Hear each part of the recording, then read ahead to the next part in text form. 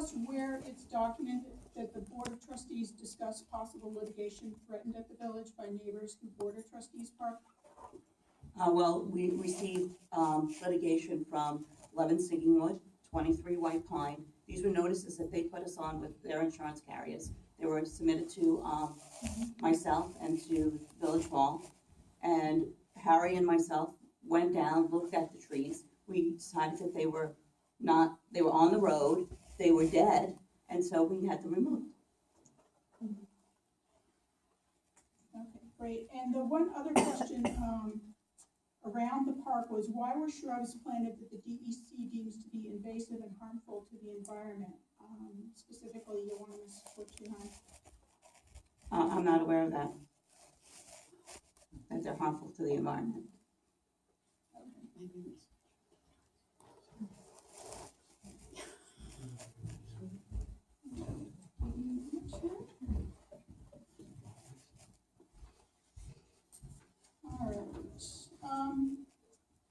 Barbara Donovan, in the past, you've expressed opposition to allowing dogs on the beach. Do you intend to prohibit them again?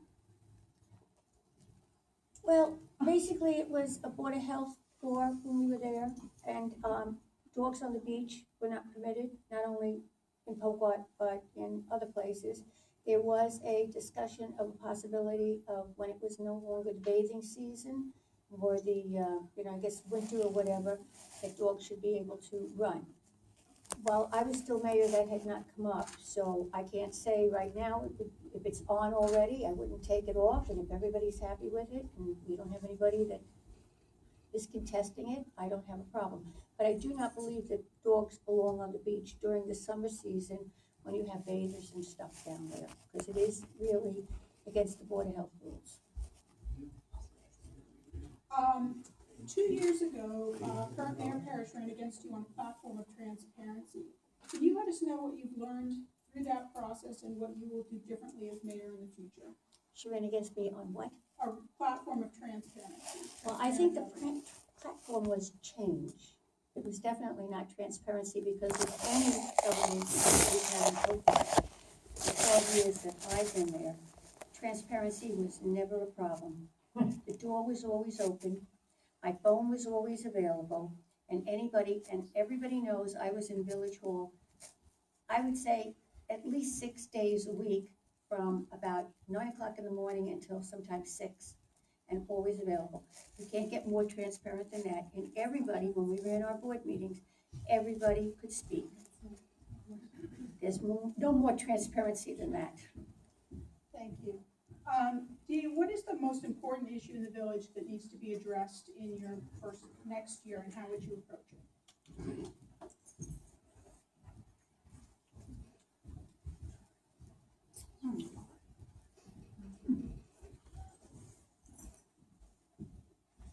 I think all things can be improved, but we did such a good job of updating the accounting department, the public works, code enforcement, the building department, that I don't really feel that there would be much work there. I think the next project would be maybe to start looking at California Park or Walnut Beach and seeing how we can improve that to make it more user-friendly for the residents. Barbara, the same question. What is the most important issue in the village that needs to be addressed in the first year, and how would you approach it? The roads. I think the roads have to really be looked at. And I think how we would approach it is to find funds, because financially the village isn't doing that well, and it's a matter of roads come first. Not only potholes, but some of the roads are so bad that we're gonna have to really seriously consider redoing some of them, and pick the worst first, and then go down and see what we can get funds for to do as it comes in. I'm sorry, I have to say something. We can't say that the village is not doing good financially when we saved $16,000 last year, and this year that we actually saved taxes, lowered taxes. That's not correct information that's being given out, and I'm not gonna sit here and listen to something that's a lie. Okay, where we should be concerned, where the budget wasn't being spent right was in the year 2010, when it went over by Wait, 125,000. Whoa. Okay, that's not right. You All right. can't just say, you All can't say something and just say it's You are not wrong, in the budget. you are wrong, because I looked at that Wait, budget. wait. Nobody should be addressing each other. Right, but I can't But I allow her to agree. say I'm a not lie. We're not in the red, defending- we're in the black, I'm not okay? defending her. Save it for the campaign trail. Both said it, we're done. We're done. This question is over. Harry, we're done. This question is over. I respect that the candidates can have something to say, It's but they over. need It's to- over. It's over and Next question. you have to do it, we're done. We're moving on, and this question is for the candidates for trustee positions. As trustee, will you, demand that the mayor keep the board informed about all projects and expenditures? Will you openly object and vote no to make any major expenditure that is not brought to the community for input before being authorized? Gary, can we Yes. start with you? I will be independent. I am independent. I may be sitting up here next to my mayor, but I am independent. And if I don't agree with the mayor, I may say privately, well, you know what, maybe we should handle this a little different, it'd be more, more village friendly. But if I have a disagreement, I don't hold back. I'll keep it. Thank you. Sandy? Yes, I feel the same way. We do talk to each other. We do.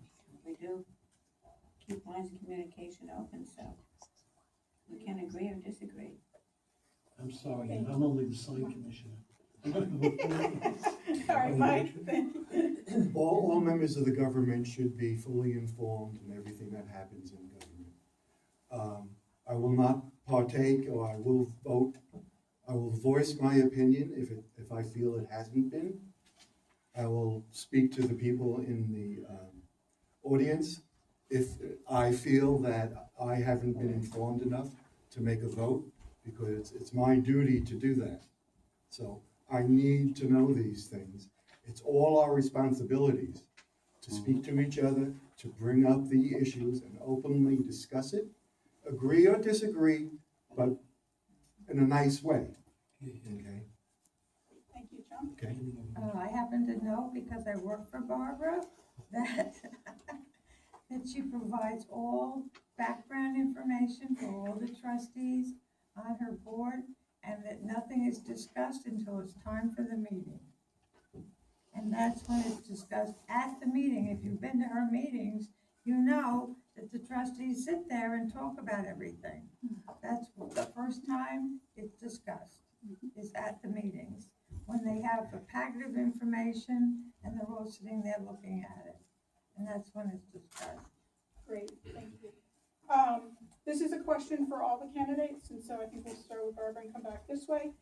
If the village were to face a true emergency, such as a natural disaster, extreme weather, fire, or other hazard, what level of preparedness exists in the village today? What gaps exist, and how will you work to fill those gaps? Barbara. Today, I don't know what gaps there are, because obviously I wouldn't know that now. But I'm very qualified in emergency preparedness. I also have, not only myself, is NIMS, which is National Incident Management. All of the trustees also were, and they had to be. And in order to get federal funding, the mayor and the trustees have to be NIMS certified. I don't know if the present board is or not. I don't know that. I know personally, being in the fire department and everything, there was an emergency, as there was. I went through 2 hurricanes, I went through snow, blizzards and everything. And the village was always open very quickly, the streets were cleared quickly, and we functioned. And that's about what I would do now, except, like I said, I don't know what the emergency preparedness program is at this point. I'll tell you, one great way to be ready for everything is to be friendly with all your neighbors. And Barbara is friendly with all. I'm getting red in the face. It's because it's hot. I think of him as Pete Petrakis, but he's not.